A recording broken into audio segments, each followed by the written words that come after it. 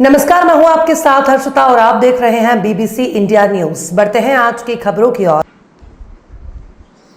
भोपाल में बेरहमी, युवक को नग्न कर बेल्ट से पीटा, वीडियो वायरल।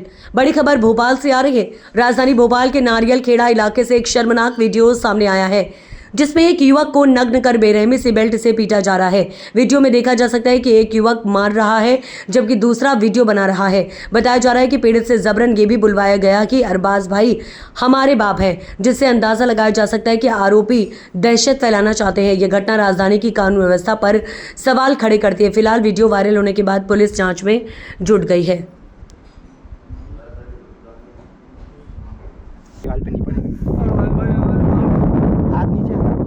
हमारे बाप है, अरबाज भाई हमारे बाप है, अरबाज भाई हमारे बाप है, अरबाज भाई हमारे बाप है, अरबाज भाई हमारे बाप है, अरबाज भाई हमारे बाप है,